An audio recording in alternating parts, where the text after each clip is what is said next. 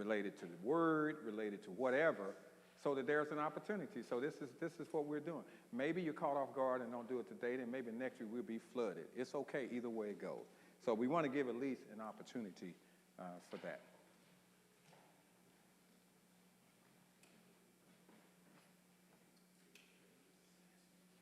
So everybody doesn't have to ask at the same time, but it's okay. All right. So we'll take a look at that the next time. So we started over these last couple of weeks talking about worship. And if you'll notice in your journal, is that I call it journal rather than bulletin, you'll find mounds and mounds of information over these past couple of weeks about worship. And there's even more in here this week, and there will be even more in next week. And there will be more in next week. Because whose house is this? Okay, so in Psalm 121, verse 1, it says,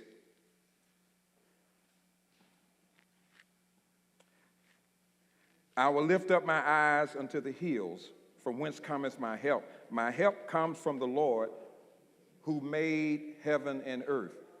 Then in verse 1 of Psalm 122, it says, I was glad when they said unto me, let us go unto the house of the Lord. Then in Hebrews chapter 10, starting at verse 21, it says, since we have a great priest over the house of God, let us approach God with a sincere heart, in full assurance of faith, having our hearts sprinkled clean from an evil conscience and our body washed with pure water. Actually, that's what the prayer consists to not come.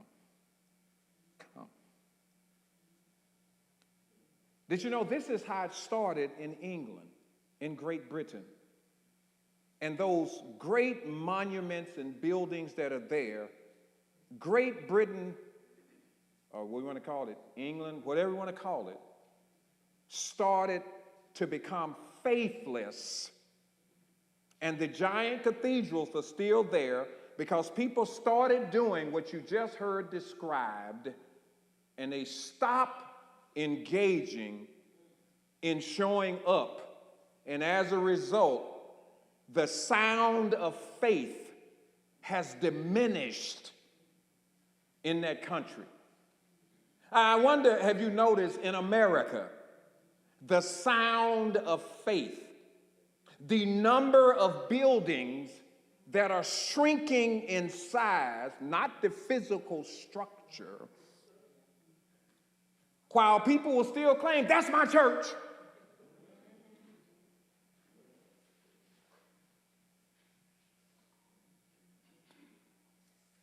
Because where there's no worship, there is no presence of God. So last week we learned about 4 different ways about worship, and we're going to talk to you about some other ones. Last week we learned about yada, Y-A-D-A-H, and so Miss Amber, what I'm going to give to her is all of these passages associated with these things that you have, so you can go back and to look at them, because we say this comes out of the Greek lexicon to break it down into great detail. Yada means to worship with extended hands. Extended hands. Then Tehillah is to sing with a melody in your heart, and that's where they're going to help me today. We're going to practice that and show you all something that you may not have ever experienced before. Then the third thing is Barak. Not the president, Barak, which means to kneel or to bow. And we emphasize that as children, we were taught to get down on your knees. And we did not know at that time that that was an act of worship on your knees. But bowing is an act of worship. Then halal, H-A-L-A-L, is to celebrate. Is to celebrate. So what did I say that is? Celebrate. So if you celebrate, do you know if anybody who's ever had a silent celebration?